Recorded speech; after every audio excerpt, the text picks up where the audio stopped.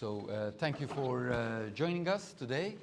I'm very pleasantly surprised there are so many of you. Saturday evening, I would have thought the last thing people want to do is go to a talk. So thank you for joining us. Thank you, Metin, for the invitation and this is my third visit here, as maybe you know. And I'm always happy to be back in İZMİR. It's my kind of second home in Europe. And obviously thank you, Merve, for the queen of translation, for the patience she has had with my text. Before I start, I want to just say something. Please let me translate yes, first. I'm forgetting this. Cumartesi günü bu saatte buraya geldiğiniz için öncelikle Mangion'un herkese çok teşekkür ediyor. Bu durumdan da biraz şaşırmış. Burası kendisinin Avrupa'daki ikinci evi gibi hissediyormuş ve Metin hocam da söylediği gibi Mangion'un bu 3. ziyareti. Please. That's it. Yeah. So before I actually start reading, Yes. just a very short summary. Of course. Önce kısa bir özet yapacak başlamadan. So, as you obviously know, the paper is about silence, and there are many, as you'll see, kinds of different types of silences. I'm only focusing on certain silences which connect to our human experience. Some of you are young, but all of us have been through the experiences of maybe being in love, or having had a baby, a child, or having had someone we love or know who died, who passed away. And you know that feeling, that's what I want to talk about, that silent feeling when you connect with someone else because you're in love, or you had a child, or they died. So, not me, but those special, that's what I'm interested in, those special moments when you connect with someone without language, through silence. In fact, my main argument is that in some... do you have to talk? Yes, please. Okay. Evet, bugün yapacağım konuşma hepinizin bildiği gibi sessizlikle ilgili. Fakat farklı türde sessizlikler var. Benimse bugün ele alacağım mesele belirli türdeki bir sessizlik deneyimiyle ilgileniyor. Örneğin aşık olduğunuz ya da sevdiğiniz biriyle veya bir çocuğunuzla aranızdaki yaşadığınız sessizlik deneyimi. So yes, what I'm arguing for is that there are moments when silence is the best, so to speak, form of communication for these intense experiences. İddiam şu ki bazı sessizlik deneyimleri karşılıklı bağda bizim için çok yoğun bir deneyim sağlayan deneyimlerdir. So, let me start with the reading. Okay. Okumaya başlıyoruz. Do they have a copy or no?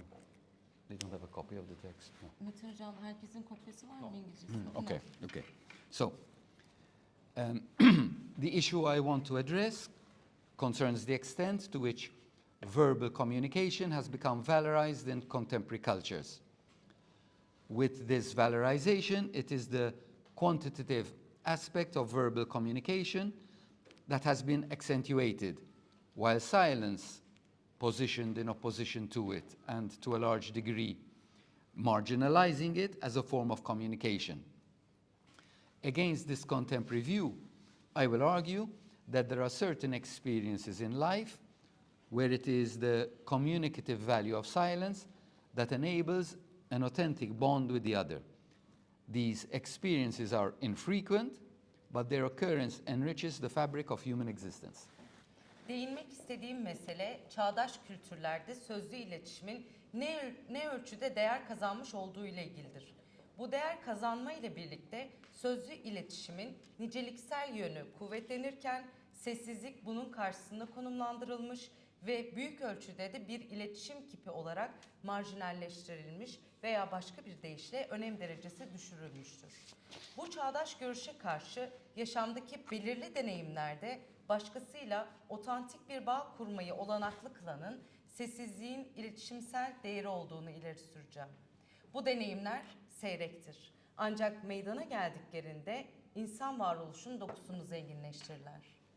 So, let me start by specifying the way I am using the concept of communication. Within the scholarly literature, the concept of communication has been framed very broadly by some theorists operating from within a semiotic background. From this theoretical perspective, communicative interaction can range from the intentional to the unintentional, the verbal to the non-verbal, to the verbal and the non-verbal. It could be claimed that having such a broad definition is not very helpful in understanding the concept of communication, for it cannot be opposed to anything. On the other side of the spectrum, there are other theorists of communication who, operating from within a traditional philosophical framework, restrict or narrow communication to the narrowly linguistic, a restriction that suffers from excluding much that is interesting in the concept of communication. For the purposes of this paper, I'm using the concept of communication in its broader sense, which I define as a process characterized by the production, reception, and response to signs between subjects in a context. İzninizle iletişim kavramını kullanma biçimimi açıkça belirterek başlayacağım. Literatürde iletişim kavramı, gösterge bilimsel bir art alan içinde çalışan bazı kuramcılar tarafından oldukça geniş bir çerçevede ele alınmıştır. Bu kuramsal bakış açısından iletişimsel etkileşim, yönelimsel olandan yönelimsel olmayana, sözlü olandan sözsüz olana kadar uzanabilmektedir. Bu kadar geniş bir tanıma sahip olmanın iletişim kavramını anlamada pek yardımcı olmadığı ileri sürülebilir. Çünkü kavram hiçbir şeye karşıt olarak konumlandırılamaz. Spektrumun diğer ucunda ise geleneksel felsefi çerçeve içerisinde çalışan ve iletişimi dar anlamda dilsel olanla kısıtlayan başka iletişim kuramcıları da vardır. Ki bu kısıtlama iletişimle ilgili ilginç olan pek çok şeyi dışarıda bırakmanın sıkıntısını çeker. Bense bu makalede veya konuşmanın amaçları doğrultusunda iletişim kavramını daha geniş anlamıyla kullanıyor ve bunu bağlam içerisinde özneler arasındaki işaretlerin üretimi, alımlanması ve yanıtlanması süreçleriyle karakterize edilen bir süreç olarak tanımlıyorum. Okay. It is fairly typical in studies of language and communication to oppose the spoken with the silent. This is, to name just one, the contrast that Jarovsky adopts in his distinction between talk and silence. My analysis is inspired by Aristotle, and for the purposes of this paper, I am adopting the following triad, with verbal communication, spoken and written, positioned between silence on the one hand and verbosity on the other. By verbosity, I mean the quantification of verbal communication for its own sake. Verbosity is driven by a compulsive need to constantly communicate, to the extent that one feels that if one does not communicate, then one might not even exist. It can be considered a communicative imperative. My use of this term includes what Kierkegaard would call chatter, Heidegger's idle talk, and more recently, Nancy Fraser's diaretic speech. Verbosity might seem to be a contemporary phenomenon, but it is not new to our century. In the 19th century world of industrial relationships, with the emergence of new social classes, the bourgeois referred to the working class as the chattering classes. What differentiates contemporary culture from the 19th century is that chattering, or verbosity, cuts across all classes and across all cultures. The will to verbalize is truly a universal phenomenon, aided and primarily abetted in large part by social media. Dil ve iletişim çalışmalarında konuşulanla sessiz olanı birbirine karşıt olarak konumlandırmak oldukça yaygındır. Söz gelimi, Jaworowski'nin konuşma ve sessizlik arasında yaptığı ayrımda benimsediği karşıtlık da budur.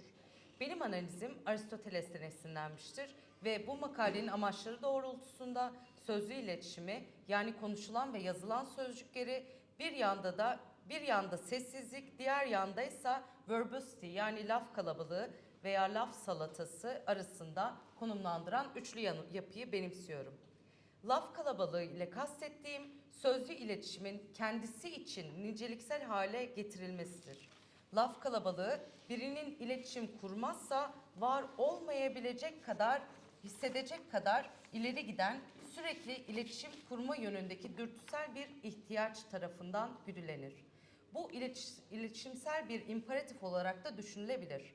Laf kalabalığı terimini kullanmam, Kierkegaard'ın gevezelik, Heidegger'in boş konuşma ve daha yakın dönemde ise Nancy Fraser'ın isalsi konuşmasını da kapsar. Laf kalabalığı çağdaş bir fenomen gibi görülebilir ancak yüzyılımıza yeni değildir.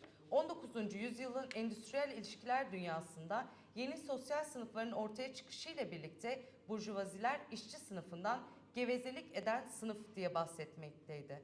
Çağdaş kültürü 19. yüzyıldan ayıran şey gevezeliğin ya da laf kalabalığının tüm sınıfların ve kültürlerin sınırını aşmış olmasıdır. Söze dökme ya da sözelleştirme istemi tam olarak evrensel bir fenomendir ve büyük ölçüde sosyal medya tarafından desteklenmiş ve her şeyden önce de teşvik edilmiştir. Thank you. Yes, so in his analysis of the contemporary world of communication, Luhmann points out that while on the one hand, in the past few centuries, and I quote, the complexity of communication has increased, the scope, the tempo, and the amount of themes has grown. On the other hand, the same does not hold with regard to the realized potentialities of individual lives and minds or the transferring of meanings from one mind to the other, end quote. On this account, there is a clear disjunction between the quantitative increase in verbal communication and the way this increase has failed to translate into an improvement in the everyday lives of persons. While there was a time when it was optimistically believed that the widespread availability of communication would herald a new world order, bringing persons together from all walks of life and from all nations into a universal community, such a situation has not materialized. Laf kalabalığı kültürü, Luhmann, çağdaş iletişim dünyasına ilişkin analizinde bir yandan son birkaç yüzyıl içinde alıntı yapıyorum. İletişimin karmaşıklığının arttığını, kapsamın, temponun ve temaların sayısının arttığını belirtirken öte yandan aynısının bireysel yaşamların ve zihinlerin gerçekleşen potansiyelleri ya da anlamın bir zihinden diğerine aktarılması hususunda geçerli olmadığını, alıntı burada bitiyor, ifade eder. Bu değerlendirmeye göre sözlü iletişimdeki niceliksel artış ile bu artışın kişilerin gündelik yaşamlarında bir gelişmeye dönüşmeyi başaramaması arasında açık bir ayrım vardır. Bir zamanlar iletişimin geniş çapta kullanılabilir veya erişilebilir hale gelmesinin yaşamın her kesiminden ve tüm uluslardan insanları evrensel bir topluluk içinde bir araya getirecek yeni bir dünya düzeninin habercisi olacağı yönünde iyimser bir inanç vardı ancak böyle bir durum gerçekleşmedi. Please.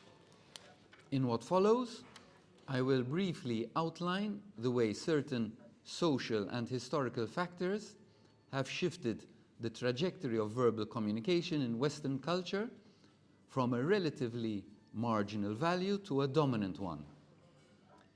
From the mid-20th century onwards, the concept of communication was increasingly linked to the idea of progress.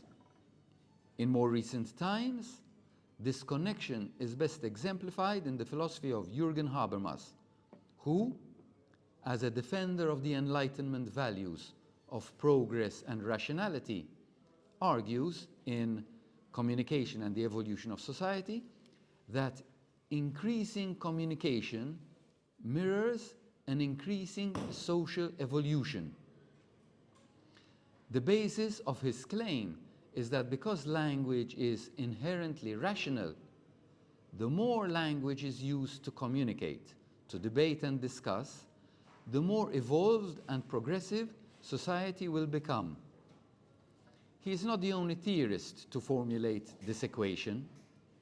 Others, such as John Dewey and James Carey, take a similar stance by identifying linguistic communication as pivotal for increased mutual understanding between persons, and consequently, the amelioration of society. In addition, this equation of communication with progress has also been appropriated by some working within a theological framework. A case in point is Teilhard de Chardin, who speculates that communication and evolution will culminate with a reconciliation of the human with the Godhead in what he calls the omega point. As a proponent of orthogenesis, he has argued that evolution is unidirectional and that human fulfillment will be attained by merging the human with the Godhead in the omega point. Bu bölümde belirli toplumsal ve tarihsel etmenlerin Batı kültüründe sözlü iletişimin gidişatını nasıl görece marjinal bir değerden baskın bir değere kaydırdığını kısaca özetleyeceğim. 20. yüzyılın ortalarından itibaren iletişim kavramı giderek daha fazla ilerleme düşüncesiyle ilişkilendirilmiştir. Daha yakın dönemlerde ise bu bağlantı en iyi ilerleme ve rasyonelite gibi aydınlanma değerlerinin bir savunucusu olarak toplumun İletişimi ve Evrimi adlı yapıtında iletişimin artmasının toplumsal evrimdeki artışı yansıttığını ileri süren Jürgen Habermas'ın felsefesinden örnekle gösterilebilir. Habermas'ın iddiasının dayanağı dilin doğası gereği rasyonel olmasıdır. Dile ne kadar çok başvurulup iletişim, müzakere ve tartışma için kullanılırsa toplum da o kadar evrimleşmiş ve ilerlemiş olacaktır. Bu denklemi formüle eden tek kuramcı o değildir. John Dewey ve James Carey gibi başkaları da dilsel iletişimi kişiler arasında artan karşılıklı anlayış için ve sonuç olarak da toplumun düzeltilmesi için odak noktası olarak tanımlayarak benzer bir tutum sergilemişlerdir. Buna ek olarak iletişimin ilerleme ile eşitlenmesi teolojik çerçevede çalışan bazıları tarafından da sahiplenilmiştir. Buna örnek teşkil edenlerden biri Teilhard de Chardin'dir. Chardin, iletişim ve evrimin omega noktası adını verdiği insanın tanrısal olanla uzlaşmasıyla sonuçlanacağını iddia eder. Bir ortogenez savunucusu olarak evrimin tek yönlü olduğunu ve insanın tamamlanışına omega noktasında tanrısal olanla birleşmesiyle erişileceğini ileri sürmüştür. However, along the way, something seems to have gone wrong. The vision equating increased communication with progress did not foresee one of the problematic issues of today's world, namely what I am calling the verbosity of communication. Verbosity has become so ingrained and widespread that for many, the formation of their identity is dependent upon it. Within Western culture, there are two reasons that can explain this phenomenon. A, the emergence of the self in modernity, and B, the accelerated development of communication technologies from the mid-1950s onwards. Taken together, these two developments articulated a person's sense of selfhood in terms of their communicative self-expression. In other words, expressing oneself became the model of identity, and the more one expressed oneself, the more actualized and fulfilled their sense of self. Bununla birlikte süreç içerisinde bir şeylerin ters gitmiş olduğu görülüyor. Artan iletişimin ilerleme ile eşitlenmesi yönündeki vizyon, günümüz dünyasının sorunlu meselelerinden birini, yani benim laf kalabalığı olarak adlandırdığım iletişim kipini öngöremedi. Laf kalabalığı birçok kişi için o kadar yerleşmiş ve yaygın hale gelmiştir ki bu kişilerin kimliklerinin oluşumu buna bağımlı hale gelmiştir. Batı kültürü içinde bu fenomeni açıklayabilecek iki neden vardır. A. Modernitede kendiliğin ortaya çıkışı. B. 1950'lerin ortalarından itibaren iletişim teknolojilerinin hızla gelişmesi. Bu iki gelişme birlikte ele alındığında kişinin kendilik duyusunu onun iletişimsel anlamda kendini ifade etme biçimi bakımından dile getirmiştir. Başka bir deyişle kendini ifade etme kimlik modeli haline geldi. Kişi kendini ne kadar çok ifade ederse kendilik duyusu o kadar gerçekleşti ve tamamlandı. Please. So A. Much has been written about the emergence of the self with modernity. And this emergence is tied to the collapse of the medieval worldview. Charles Taylor's The Ethics of Authenticity describes the shift from a society where a person's sense of identity is socially derived to one where it must be achieved or discovered. Within the medieval worldview, everyone had their allocated place in all spheres of life as part of the great chain of being. A person's social positioning was that person's identity. While this had its downside, as it entailed a lack of freedom, it also provided a sense of security. On the other hand, with modernity, the individual is unbounded by any customs or social roles. So the onus is on the individual to find their own identity. The search for one's identity is framed as a struggle, which can potentially be challenged by others. The freedom for individuals to be themselves also brought a degree of insecurity, as the previous social foundation that placed personal identity within a greater social identity was now abandoned.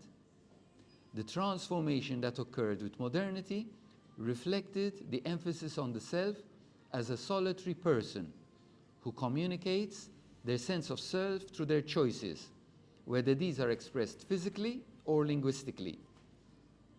As a result, the personal nature of identity becomes increasingly important in Western culture, and this is reflected in the pervasiveness of the politics of identity in the contemporary world. There are three consequences of this shift towards the politics of the self that are crucial. A, the first is that identity is public and validated through its recognition by others. B, the second is that identity can be a site of contestation, the formation of which is produced at times in confrontation with others. And C, the third is that identity is multiple, such that there is no one fixed or true identity to the person, but a number of them, each depending on the context in which the self performs. It is in this sense that identity is sometimes described as fractured. A'yı açıklıyorum. Modernite ile birlikte kendiliğin ortaya çıkışı üzerinde çok şey yazılmıştır ve bu ortaya çıkış Orta Çağ dünya görüşünün çöküşüne bağlıdır. Charles Taylor'ın Otantik Etik adlı yapıtında kişinin kimlik duyusunun toplumsal olarak türetildiği bir toplumdan bu kimlik duyusunun elde edilmesini ya da keşfedilmesini gerektiren bir topluma geçişi tarif eder. Orta Çağ dünya görüşünde herkes büyük varlık zincirinin bir parçası olarak yaşamın tüm alanlarında kendine ayrılmış bir yere sahipti. Bir kişinin toplumdaki yeri o kişinin aynı zamanda kimliğiydi. Bu dünya görüşü elbette özgürlükten yoksun olmaya yol açtığı için olumsuz yanlara sahipti. Ancak aynı zamanda bir güvenlik duyusu da sağlıyordu. Öte yandan modernite ile birey herhangi bir gelenek ya da toplumsal rol tarafından kısıtlanmamıştır. Dolayısıyla kendi kimliğini bulma yükümlülüğü bireyin kendisindedir. Kişinin kendi kimliğini arayışı bir mücadele olarak çerçevelenir ve başkalarının bu mücadeleyi zorlaması da imkan dahilindedir. Bireylerin kendileri olma özgürlüğü aynı zamanda bir derecede güvensizlik de getirmiştir. Çünkü kişisel kimliği daha geniş bir toplumsal kimliğin içine yerleştiren önceki toplumsal temel ya da dayanak artık terk edilmiştir. Modernite ile ortaya çıkan dönüşüm yalnız ya da tek başına olan kişinin ister fiziksel isterse dilsel olarak ifade ettiği seçimleri aracılığıyla kendilik duyusunu iletmesi anlamında kendilik üzerindeki vurguyu yansıttı. Bunun sonucu olarak kimliğin kişisel doğası Batı kültüründe giderek daha da önemli bir hale gelmektedir. Ve bu da çağdaş dünyada kimlik politikasının her tarafa yayılmasında yansımasını bulur. Bu kendilik politikasına yönelik geçişin 3 önemli sonucu vardır. A. Birincisi, kimliğin kamusal olması ve başkaları tarafından tanınması yoluyla doğrulanmasıdır. B. İkincisi, kimliğin bir çekişme konusu olabilmesidir. Kimlik zaman zaman başkalarıyla karşı karşıya gelmekle ortaya çıkar. C yani üçüncüsü kimliğin çoklu olmasıdır. Yani bir kişiye ait tek, sabit ya da gerçek bir kimlik değil, her bir kişinin performans gösterdiği bağlama bağlı birden fazla kimlik vardır. Bu anlamda kimlik bazen parçalanmış olarak tanımlanır. Please. So B, in addition, the acceleration of verbosity in contemporary culture is the result of the development of various technologies of communication and their social media platforms. In particular, with the widespread evolution of the internet, not only have the possibilities of communication through various social media platforms multiplied, but they have at least in part contributed to the communicative imperative, to the inbuilt urge for verbal communication. The contemporary world is now media dominated and media saturated. And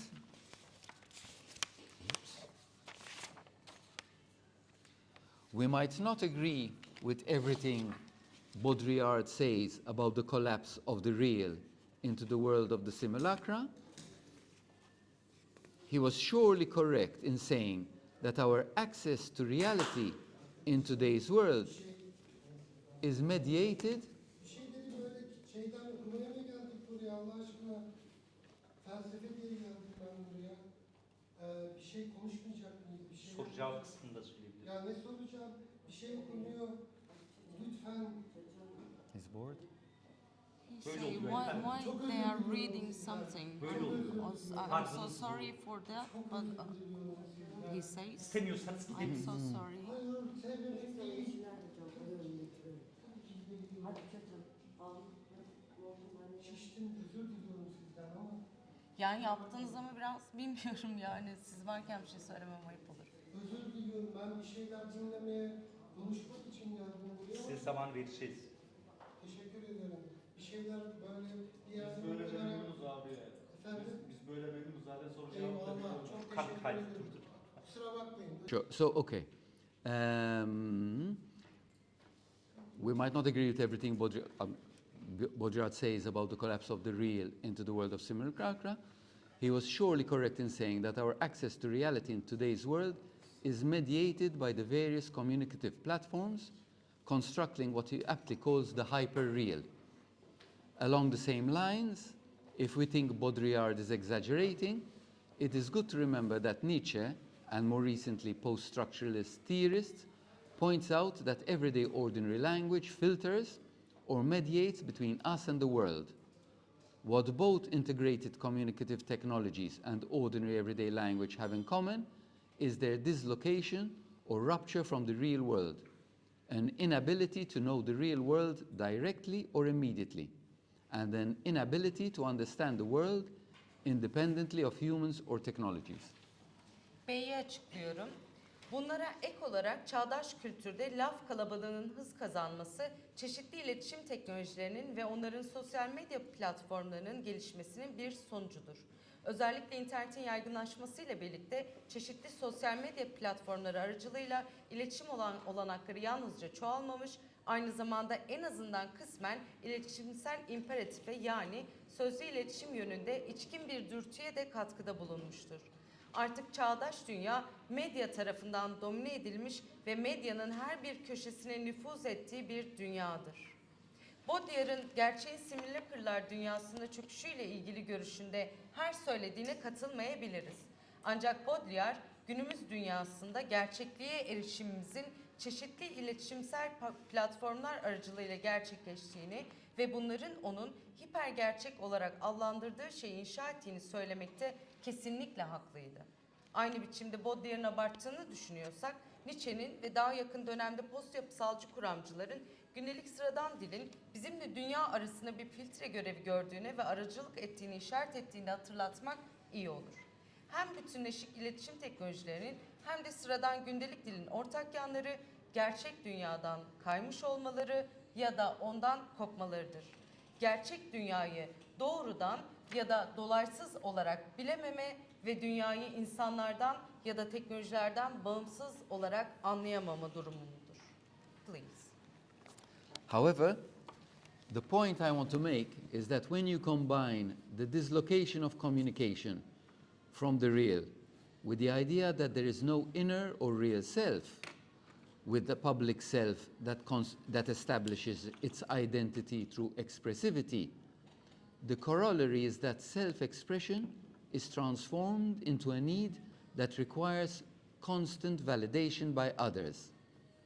As a result, communicative interaction becomes a question of quantity, a question of the more one expresses oneself, the more one's identity is consolidated. Verbosity is the phenomenon that characterizes the cultural shift that has taken place in today's world. There was a time when people valued the privacy of their identity to the extent that they would keep diaries as a record of their thoughts and feelings.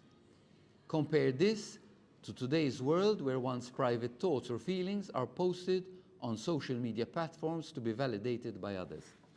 Bununla beraber vurgulamak istediğim nokta iletişimin gerçekten kaymasıyla kendinin içselliğinin ya da gerçekliğinin olmadığı, aksine dışa vurumculuğu aracılığıyla kimliğini kuran kamusal bir kendi olduğu düşüncesi birleştirildiğinde kendini ifade etmenin başkaları tarafından sürekli onaylanmayı gerektiren bir ihtiyaç haline dönüştüğü sonucuna ulaşılır. Bunun bir sonucu olarak iletişimsel etkileşim niceliğin konusu haline gelir. Kişi kendini ne kadar çok ifade ederse kimliği de o kadar pekişmiş olur. Laf kalabalığı günümüz dünyasına yaşanan kültürel geçişi karakterize eden fenomendir. Bir zamanlar insanlar kimliklerinin gizliliğine değer verirlerdi. Düşüncelerini ve hislerini kaydetmek amacıyla günlükler tutarlardı. Bunu birinin özel düşüncelerinin veya hislerinin başkaları tarafından onaylanmak üzere sosyal medya platformlarında paylaşıldığı bugünün dünyasıyla karşılaştırınız. It is here that I find Heidegger's analysis of the human condition, and in particular, his account of inauthentic communication, as especially pertinent. In the monumental Being and Time, he describes the fundamental structure of Dasein's existence in terms of attunement, understanding, and discourse. On Heidegger's account, Rede, as speech, plays a different role from how it is usually treated. It is not examined as a way of talking or judging the world, nor is it an instrument of communication. These two are secondary to the more primary role of enabling the world to emerge. Without speech disclosing the world, there would be nothing to talk about. Heidegger argues that meaningful speech is made possible by showing that Dasein, as a being who understands and interprets, is always already situated in a meaningful world, in a horizon of significance. It is this meaningful world that makes it possible for meanings to be expressed by speech. The world provides the content for speech. The distinction between logos and logic that Heidegger introduces highlights the relationship between speech and the world. Logic is a theoretical activity that passes judgments on the world, whereas logos is world disclosing, enabling entities to appear as such. And I'll quote, Rede is the articulation of intelligibility. It therefore underlies all explanation and statement. End quote. İnsan durumuna ilişkin Heidegger'in analizinin ve özellikle de otantik olmayan iletişim açıklamasının tam da burada son derece yerinde olduğunu düşünüyorum. Heidegger anıtsal yapıtı Being and Time'da Dasein'in varoluşunun temel yapısını, temel duygu durumu yani state of mind, anlama ve söylem rede terimleriyle açıklar. Heidegger'in anlatımında rede yani söylem, genelde ele alınışından farklı bir role sahiptir. Heidegger'de söylem, dünya hakkında konuşma ya da yargıda bulunma yolu olarak incelenmez. Bir iletişim aracı da değildir. Bu ikisi söylemin dünyanın ortaya çıkmasını sağlamak olan, daha asli olan rolüne ikincil konumdadır. Söylem dünyayı ifşa etmese konuşacak hiçbir şey olmazdı. Heidegger anlayan ve değerlendiren bir var olan olarak Dasein'in her zaman zaten anlam yüklü bir dünyada bir anlam ufkunda yer almasıyla anlamlı sözün olanaklı olduğunu ileri sürer. Konuşma aracılığıyla anlamların ifade edilmesine olanaklı kılan bu anlamlı dünyadır. Dünya, konuşma için içerik sağlar.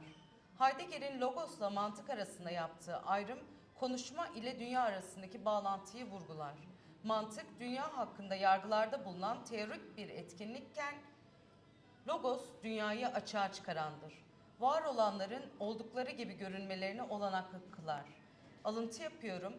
Rede yani söylem, anlaşılabilirliğin dile gelmesidir. Bu nedenle tüm açıklama ve ifadelerin de altını çizer. Alıntı bitti. Please. While the account so far has focused on the speech-world relation, Heidegger also treats the self-other relation as a way of being in the world with others that can be authentic or inauthentic. Given Heidegger's account of Dasein as a thrown being, as one who finds him or herself within a world that is shared with others, it is understandable that Dasein is not free, but situated within a world of common goals and values. This world puts pressure on the individual to conform to its values. It is the anonymous world of the day. Likewise, in the world of the day, speech is used as a language that is ready to hand. It is not a language of genuine words, but a repetition of formulaic utterances that seem to say a lot, but in fact say nothing. Heidegger calls this idle talk, to show that nothing revealed is expressed in this use of language. It is a fall from the primary and in its original genuine relation of its being to the world, to being with, even to being in. Buraya kadar anlatım, konuşma dünya bağına odaklanmış olsa da Heidegger kendi ile başkasının bağını da otantik ya da otantik olmayan bir şekilde başkasıyla birlikte dünyada var olma biçimi olarak ele alır. Heidegger'in Dasein'i kendisini başkalarıyla paylaşılan bir dünya içinde fırlatılmış bir var olarak bulması ile ilgili görüşü dikkate alındığında Dasein'in özgür olmaması, aksine ortak amaçlar ve değerlerden oluşan bir dünyanın içine yerleşmiş olması anlaşılabilirdir. Bu dünya birey üzerinde diğerlerine uyma yönünde baskı kurar. Bu onların, Dasman, isimsiz dünyasıdır. Aynı şekilde onların dünyasında konuşma zaten el altında olan bir dil olarak kullanır. Bu hakiki sözcüklerin dili değil, çok şey söylüyor gibi görünen ama gerçekte hiçbir şey söylemeyen kalıplaşmış ifadelerin tekrarından ibarettir. Heidegger bu dil kullanımında açığa çıkan hiçbir şeyin ifade edilmediğini göstermek için buna boş konuşma der. Boş konuşma, var olanın dünyayla birlikte olmakla, hatta içinde olmakla olan birincil ve kökensel hakiki bağından bir düşüştür. So, my claim is that since verbosity has become the dominant communicative paradigm of the contemporary world, silence has, in turn, been marginalized, valorized in specific spaces, such as retreats or monasteries, or as part of particular experiences, religious, mystical. In this paper, I argue that, given the association of verbosity with the public or social worlds, some experiences of silence constitute an authentic form of intersubjective communication. This type of communication is outside the domain of utilitarian relations and constitutes a qualitatively richer experience. Laf kalabalığı çağdaş dünyanın baskın iletişim paradigması haline geldiğinden Benim iddiam sessizliğin buna bağlı olarak marjinalleştirildiği, belirli mekanlarda, örneğin inzivalar ve manastırlarda ya da belirli deneyimlerin, örneğin dinsel veya mistik bir parçası olarak belirlendiğidir. Bu yazıda laf kalabalığının kamusal ya da toplumsal dünyalarla ilişkilendirilmesi göz önüne alındığında bazı sessizlik deneyimlerinin özneler arası iletişimin otantik bir biçimi olduğunu ileri sürüyorum. Bu tür bir iletişim faydacı ilişkiler alanının dışında yer alır ve niteliksel olarak daha zengin bir deneyim oluşturur. Before developing my argument, the concept of silence warrants some clarification. First, in order to understand what a specific instance of silence communicates, it is fundamental to, as with any verbal utterance, interpret it within its communicative context. Brown introduces the phrase context of silence to highlight the frame within which silence as a mode of communication can be understood. This context or frame enables us to understand, for example, the difference between the silence of an interrogation and that of mourners. Secondly, the relation between sound and silence is not a question of both terms being opposed to each other, as is commonly taught. This opposition is not clear-cut and has been subject to much debate. For while sound is typically associated with presence and silence with absence, these associations fail to take into account that silence itself can be uniquely articulated as both an absence, a lack, or a loss, and as a presence, a bond with others or nature. This is why it is a mistake to oppose sound to silence, insofar as silence also inhabits sounds, to create a sense or meaning of sounds in the first place. If this were not the case, there would only be noise, not meaningful sounds. The cohabitation of silence and sense is also evident in non-vocal forms of silence, such as writing and bodily movements. Without the silences, spaces in writing or pauses in bodily movements, neither writing nor bodily movements would be intelligible. Silence is constitutive of both verbal and non-verbal communication. In this respect, I will argue that the sound-silence relation cannot be contrasted in terms of opposing predicates, but should be articulated as a relationship in which each term is interwoven to create possibilities for communication. Argümanımı geliştirmeden önce sessizlik kavramının bir takım açıklıklara kavuşturulması gerekir. Öncelikle belirli bir sessizlik örneğinin neyi ilettiğini anlamak için tıpkı herhangi bir sözlü ifade gibi onu iletişimsel bağlamı içinde değerlendirmek esastır. Brown, sessizliğin bir iletişim tarzı olarak anlaşılabileceği çerçeveye dikkat çekmek için sessizlik bağlamı ifadesini öne sürer. Bu bağlam ya da çerçeve, örneğin sorgudaki sessizlikle yas tutanların sessizliği arasındaki farkı anlamamıza olanak kılar. İkinci olarak ses ve sessizlik arasındaki bağlantı, yaygın olarak düşünüldüğü gibi iki terimin birbirine karşıtlığı meselesi değildir. Bu karşıtlık belirgin değildir ve pek çok tartışmanın konusu olmaya devam etmektedir. Zira ses genellikle mevcut olmakla sessizlik ise bulunmayışla ilişkilendirilse de bu ilişkilendirmeler sessizliğin hem bir bulunmayışla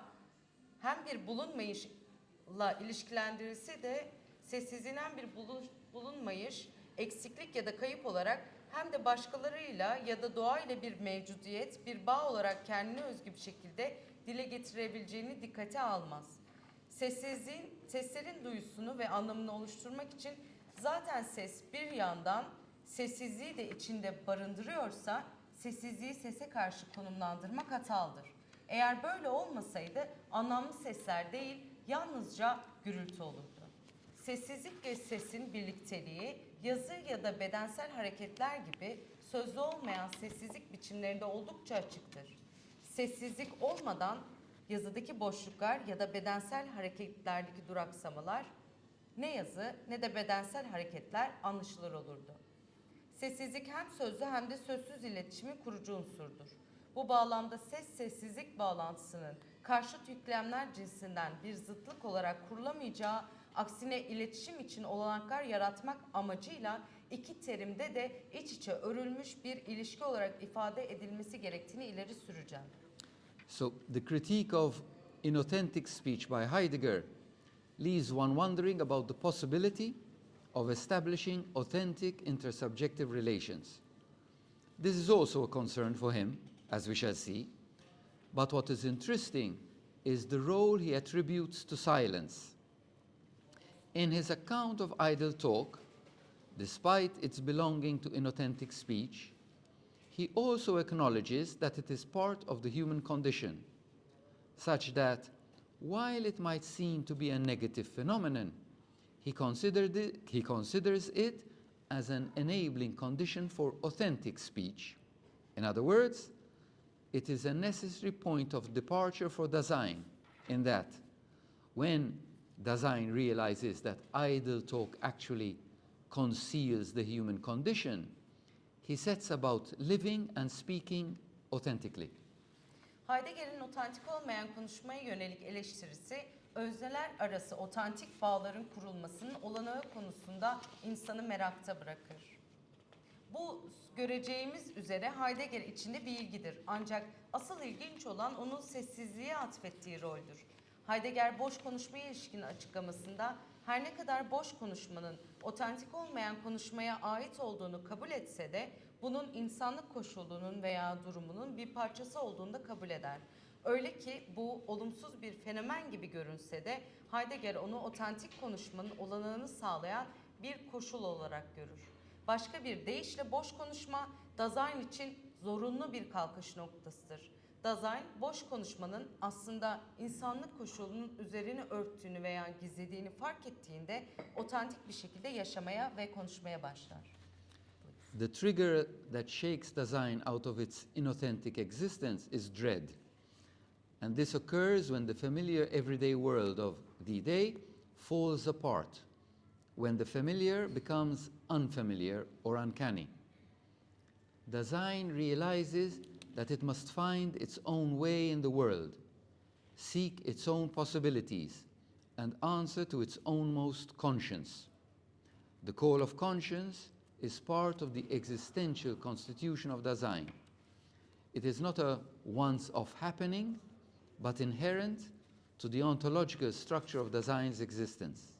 By conscience, Heidegger means the silent voice that calls Dasein to fulfill its own possibilities.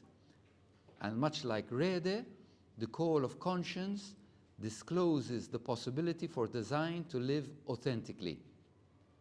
It is the call of conscience that directs Dasein into taking care of its own existence, with its focus being, however, on the totality of its life, on the possibility available to it, given the limit placed upon it by death.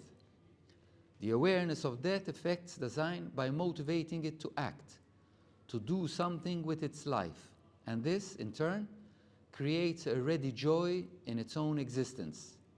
For inauthentic Dasein, death does not feature as an aspect of its existence, but rather is considered as something that happens to others.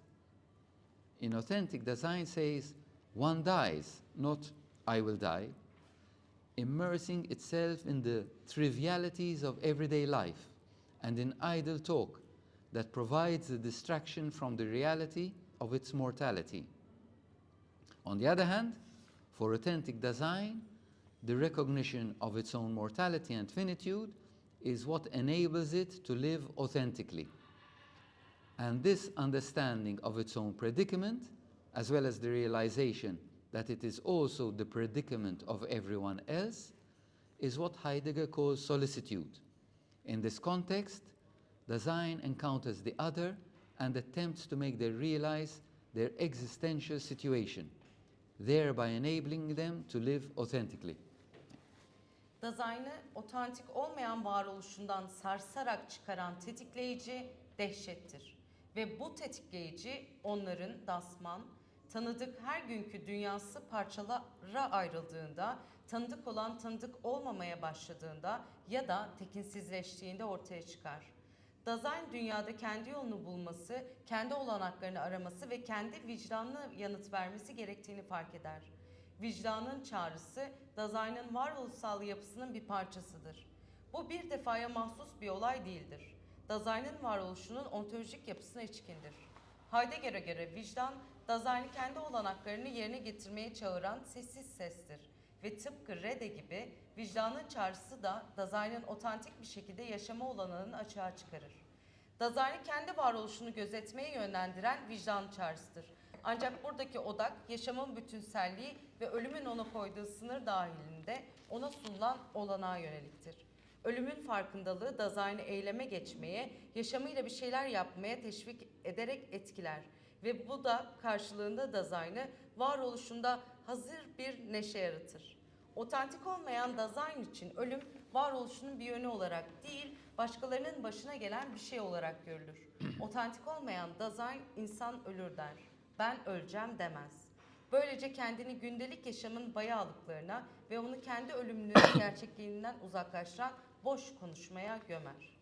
Öte yandan otantik Dasein için kendi ölümlülüğünü ve sonluluğunu tanıması onun otantik yaşamını olanaklı kılan şeydir. Hem kendi açmazını anlaması hem de bunun aynı zamanda herkesin açmazı olduğunu kabul etmesi Heidegger'in esirgeme veya kayırma diye adlandırdığı şeydir. Bu bağlamda Dasein başkasıyla karşılaşır ve onun da kendi varoluşsal durumunun farkına varmasını sağlamaya çalışır. Böylece başkalarının da otantik bir yaşam sürmesine olanak tanır. Authentic dialogue ties into Heidegger's account of truth as unconcealment. This account opposes the prevalent view of truth as correspondence between a statement, language, and the world, objects.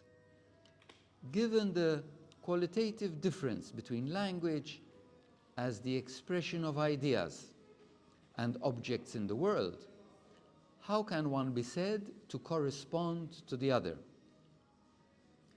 However, and crucially, Heidegger argues that before any corresponding account of truth, there is another, more fundamental and primary sense of truth. This primary sense is of unconcealment. The world unconceals by disclosing entities in it, and in turn, Dasein considers the possibilities provided by these entities. Propositional truth is secondary, since its possibility depends on unconcealing of entities in the world. It is a theoretical mode of knowledge, whereas truth as unconcealment is the existential basis of an authentic relation to the other, for it connects with the other on issues that matter. Otantik diyalog Heidegger'in açıklık olarak hakikati ele alışına bağlıdır. Bu anlayış hakikati bir ifade yani dille, dünya yani nesneler arasındaki tekabüliyet olarak gören yaygın görüşe karşı çıkar. İdelerin ifadesi olarak dil ile dünyadaki nesneler arasındaki niteliksel fark göz önüne alındığında nasıl olur da birinin diğerine tekabül ettiği söylenebilir. Ancak en önemlisi Heidegger herhangi bir tekabüliyetçi hakikat anlayışından önce hakikatin başka, daha temel ve birincil bir anlamı olduğunu savunur. Bu birincil anlam açıklık veya açılmışlıktır.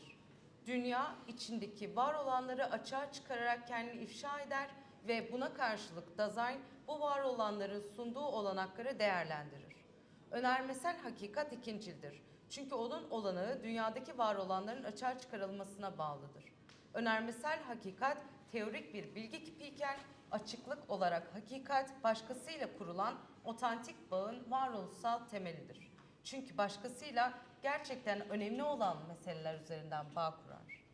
Please. In section 35 of Being and Time, Heidegger elaborates on the contrast between idle talk and authentic dialogue, with the latter allowing the other, the person, to disclose themselves originally, authentically. Crucially for my argument, dialogue is not limited to words. It can also include silence as a way of connecting with the other. I quote Heidegger, who keeps silent in a dialogue has more genuine means to make himself understood, that is, to develop the understanding than the one who is never at a loss for words, end quote. Heidegger's concept of dialogical silence is not a passive silence, but an active listening, where the one who goes beyond the words of the speaker, goes beyond the words of the speaker to understand what is truly occurring. I'll quote again, listening even constitutes the primary and true openness of design for its possibilities to be with others, that is, to hear the voice of a friend, end quote. The question that then arises is, if listening silence is constitutive of an understanding of the other that enables authentic dialogue, what about those situations where both self and other are mutually silent? If silence as listening to the other is mutually shared, would this not constitute the highest form of authentic connectivity with the other? Heidegger Varlık ve Zaman'ın 35. bölümünde boş konuşma ile otantik diyalog arasındaki karşıtlığı ayrıntılandırır. Otantik diyalog, başkasının kendisini asli veya otantik bir şekilde ifşa etmesine olanak tanır. Ancak argümanım açısından belirleyici olan şudur: diyalog sözcüklerle sınırlı değildir. Aynı zamanda sessizliği de içerebilir. Heidegger bunun başkasıyla bağ kurmada olanağını göstermek için altını çizer. Alıntı yapıyorum Heidegger'den. Bir diyalog içinde sessiz kalan kimse, laf yetiştirmekte hiç de zorlanmayan kişiye kıyasla kendisini anlatmak, yani anlamayı geliştirmek için daha fazla otantik araca sahiptir. Alıntı bitti. Heidegger'in diyalogsal sessizlik kavramı edilgen bir sessizlik değildir. Konuşanın sözcüklerinin ötesine geçerek gerçekte olanı anlamaya yönelik etkin bir dinlemedir. Alıntı yapıyorum. Dinleme, Dazai'nin başkalarıyla olma olanağına, yani dostun sesini işitmeye yönelik birincil ve hakiki açıklığı oluşturur. Burada ortaya çıkan soru şudur: eğer dinleyen sessizlik otantik diyaloğu olanaklı kılan başkasıyla ilgili anlayışın kurucu unsuruysa, peki hem kendinin hem de başkasının karşılıklı olarak sessiz kaldığı durumlar. Sessizlik başkasını dinleme biçimi olarak karşılıklı bir şekilde paylaşılıyorsa, bu başkasıyla kurulabilecek olan otantik bağın en yüksek biçimi olmaz mı? Please.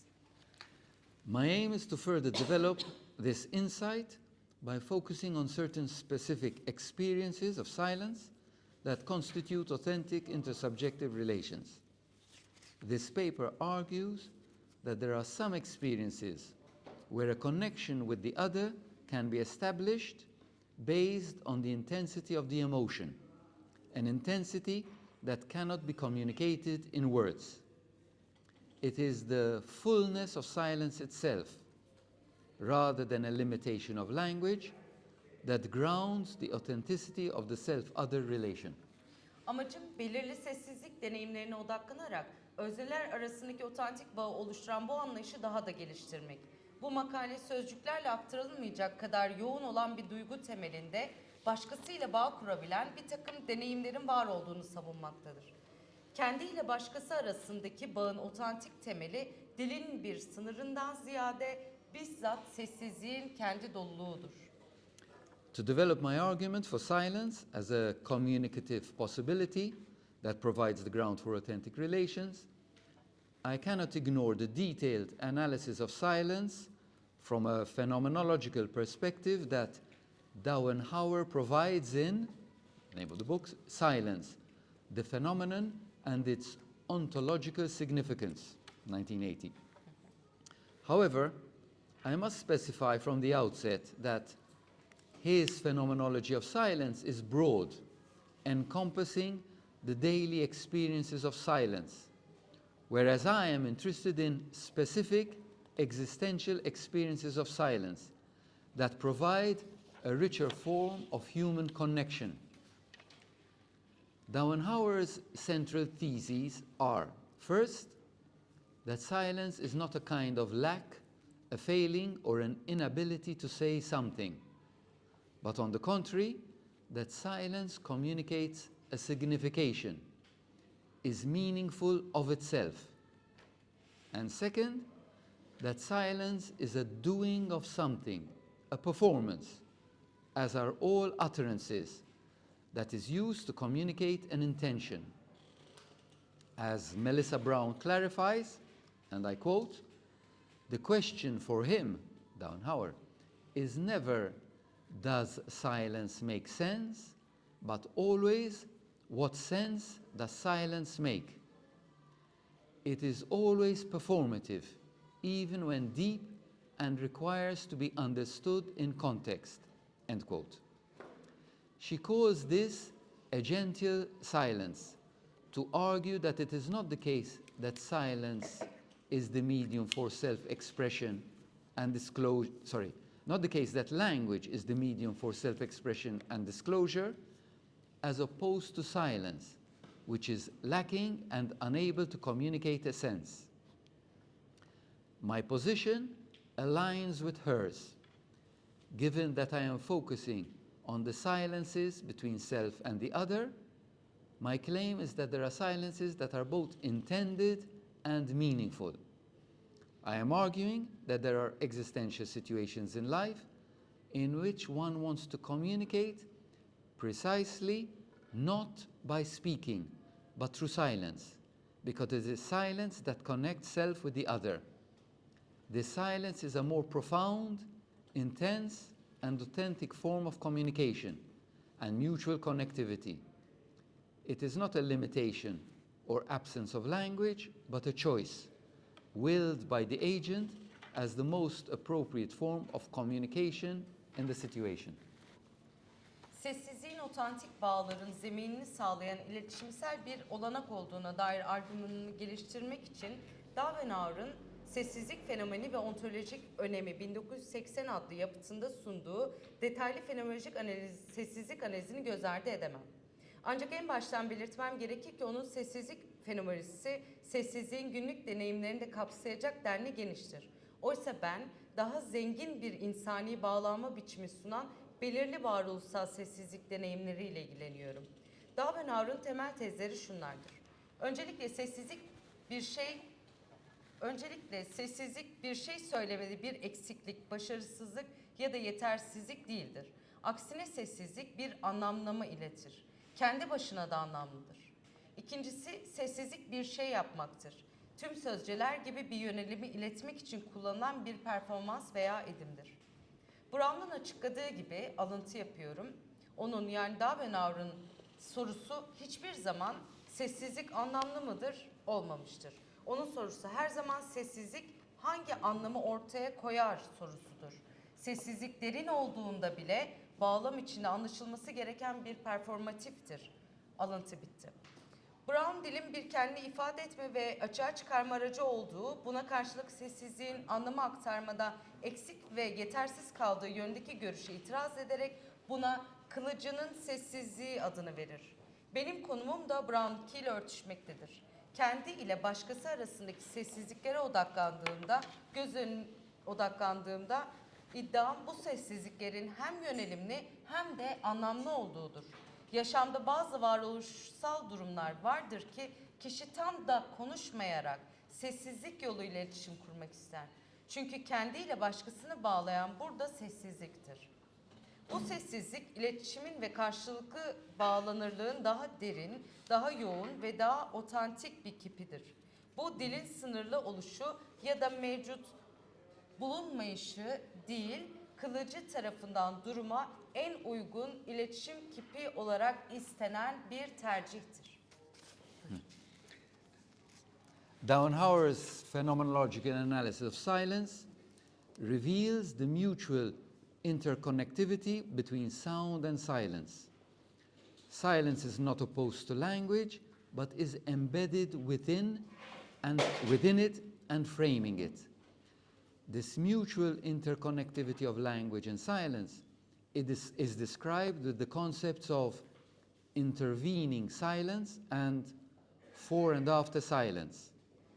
by intervening silence, Dauenhauer describes the silence that marks the space or gaps between words or sentences. Without these spaces or gaps, we would not have language but noise. And by before and after silences, he describes the silent space or moments before and after an utterance. Both intervening silences and for silences carry traces of what was uttered before, a history and a context, while after silences end or close an utterance, preparing the way for a response. An utterance originates as a response and terminates as interrogation. Dauenhauer'ın fenomenolojik sessizlik analizi, sesle sessizlik arasındaki karşılıklı bağlantısallığı açığa çıkarır. Sessizlik dile karşıt değildir. Sessizlik dile gömüldür ve onu çevreler. Dil ve sessizliğin bu karşılıklı bağlantısallığı araya giren sessizlik ve başta ve sonda sessizlik kavramlarıyla açıklanır. Dauenhauer, araya giren sessizlikle sözcükler ya da cümleler arasındaki boşlukları veya aralıkları belirleyen sessizliği kasteder. Bu boşluklar veya aralıklar olmadan dile değil, gürültüye sahip olurduk. Başta ve sonda sessizlik kavramıyla ise bir sözcüğün öncesinde veya sonrasındaki sessiz boşlukları ya da anları tarif eder. Hem araya giren sessizlik hem de başta ve sonda sessizlik kavramları daha önce söylenenlerin izlerini, yani bir tarih ve bağlam taşırken sonda sessizlik bir sözcüğü sonlandırarak veya bitirerek yanıt için bir zemin hazırlar. Alıntı yapıyorum. Bir sözcüğü yanıt olarak başlar ve bir soru olarak biter. Alıntıyı bitirdim. Okay, so the emphasis of Dauenhauer's phenomenological analysis of silence is the intersubjective domain, where silence as a form of communication makes it possible to connect with others. It is, however, also possible to analyze the world of intersubjective relations from the perspective of the speaking self. The point he wants to make is that the speaking self presupposes the other who is listening, and by listening, the silent other is opening itself up. Listening silence, as we observed with Heidegger, is constitutive of intersubjective relations. For if one does not listen silently, then there is no chance of any dialogue to proceed. If silence as listening does not occur, the self and the other would be speaking simultaneously, and this reveals a crucial point. Silent listening is a choice, an active decision, and not a limitation of language. Dauenhauer'ın fenomenolojik sessizlik analizinin vurgusu özneler arası alandır. Burada sessizlik bir iletişim kipi olarak başkalarıyla bağ kurmayı olanaklı kılar. Ancak özneler arasındaki bağın dünyasını konuşan kendini perspektifinden de incelemek mümkündür. Onun belirtmek istediği nokta konuşan kendinin dinleyen başkasını gerektirmesidir ve bu dinleme sayesinde sessiz olan başkası da kendini açar. Heidegger'de de gördüğümüz gibi dinleyen sessizlik özneler arası bağın kurucusudur. Eğer biri sessizce dinlemezse diyaloğun devam etme şansı yoktur. Eğer dinleme olarak sessizlik olmasaydı kendi ve başkası aynı anda konuşuyor olurdur ki bu da önemli bir noktayı açığa çıkarır. Sessiz dinleme dilin bir sınırı değil, bir seçim ve etkin bir karardır. Please. Okay. The most relevant aspect of Dauenhauer's analysis of silence as a alternative form of intersubjective communication for my thesis is the section called Deep Silence. With the concept of deep silence, while the concept of deep silence has been examined extensively in a wide range of areas from literature, religious ritual, and intimacy, for Dauenhauer, deep silence is at play in all utterances of whatever sort. On his account, the silence between intimates, lovers, pervades their utterances. The communication between them is not a transmission of information, nor is it geared towards a specific goal in some instrumental fashion. Rather, the silence of intimates is part of their open-ended conversation, a momentary pause on the way to continuing later. Intimates are embedded within silence, with their utterances reaching out between them. It is from silence that their utterances emerge, and through silence that they are sustained. Silence is preeminent in relation to utterances because the latter find their place within silence.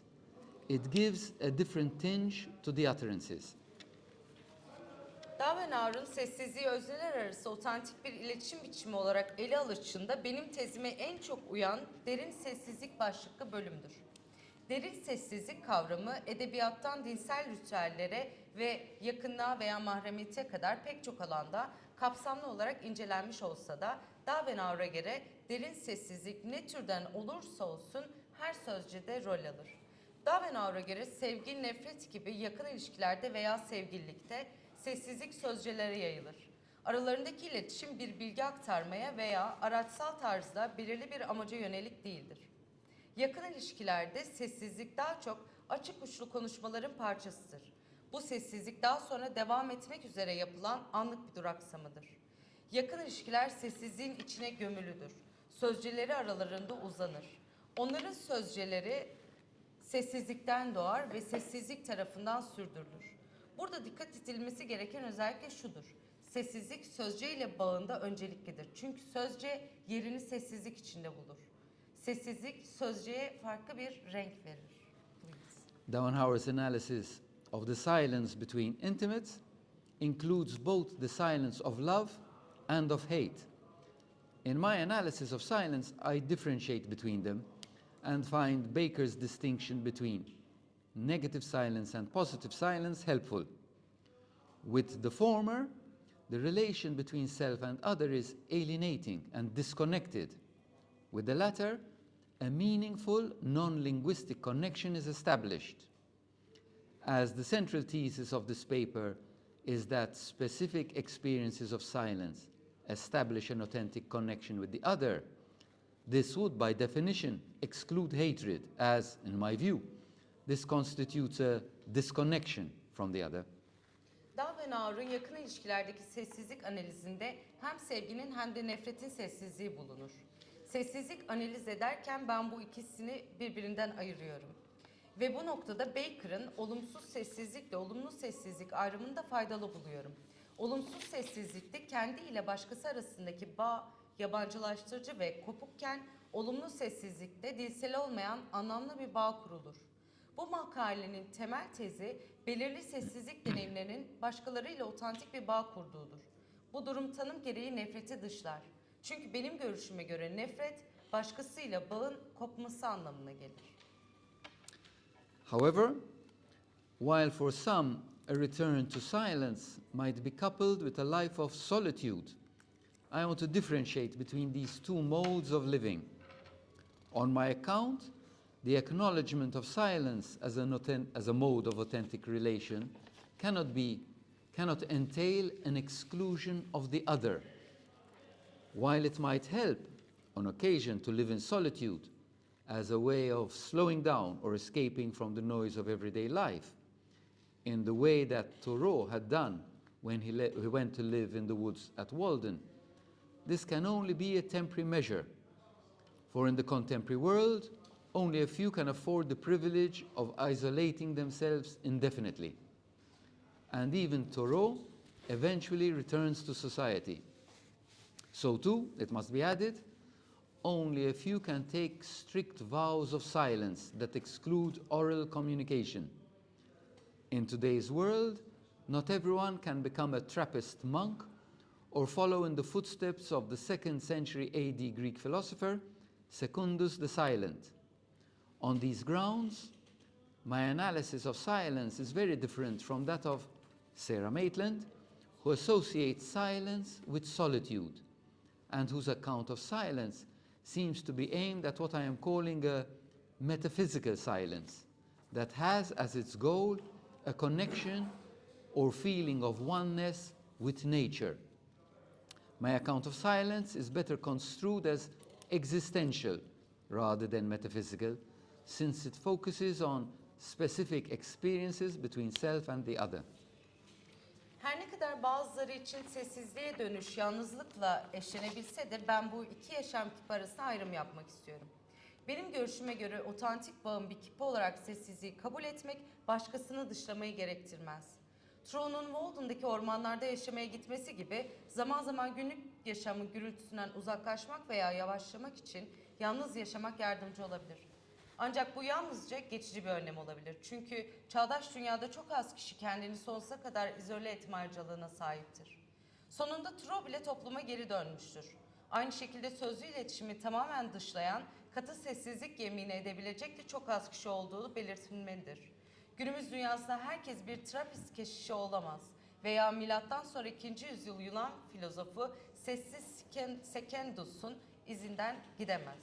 Tüm bu gerekçelerle sessizliğe dair analizim, sessizliği yalnızlıkla ilişkilendiren ve sessizliğe dair açıklamasına ilişkin olarak benim metafizik sessizlik olarak adlandırdığım amacı doğa ile bir bağlanma veya birlik hissine ulaşmak olan Maitland'inkinden oldukça farklıdır. Benim sessizlik anlayışım kendi ile başkası arasındaki belirli deneyimlere odaklandığı için metafiziksel olmaktan ziyade daha çok varoluşsal olarak değerlendirilmelidir. I'll read, since I'll finish it all now. Yes, So the this is conclusion, yes. I'll do the 2 paragraphs Yes, rather please, than one please, on one. Yes, of course. So this is the conclusion. The analysis in this paper highlights how silence can create an authentic relation between subjects. In certain existential situations, silence becomes the only possible mode of communication. These situations are infrequent, which explains the richness and the intensity of the experience. To argue for this claim, in the first section of this paper, I considered the contemporary media-saturated world, focusing on its endless drive to verbal communication, to what I have labeled verbosity. I have connected this phenomenon to Heidegger's account of idle talk as an inauthentic mode of communication. In the second section of this paper, I have provided an analysis of silence as a positive phenomenon by integrating Heidegger's account of idle talk to silence as an authentic form of communication that can establish authentic relations. To further support this claim, I have employed Dauenhauer's phenomenology of silence. I have argued that, despite the optimism heralded by integrated communication technologies, the emergence of social media technologies did not bring people together to create a more unified sense of connectivity. On the contrary, while these technologies have substantially increased various forms of verbal communication, it might even be argued that they have increased the sense of alienation between persons. In this verbose world, silence is sometimes interpreted as a failing, an inability to say something, whereas I have argued that the silence the subject wills constitutes an authentic form of communication. This form of communication occurs in certain existential situations in which silence functions as a sign, a meaningful sign that connects the self with the other, self and the other. Thank you.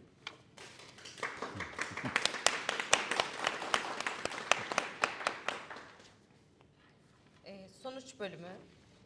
Bu makaledeki analiz, sessizliğin özneler arasında nasıl otantik bir bağ yaratabileceğini vurgular. Belirli varoluşsal durumlarda sessizlik iletişimin tek olanaklı kipi haline gelir. Bu durumlar nadiren görülür ki bu da deneyimin zenginliğini ve yoğunluğunu da açıklar.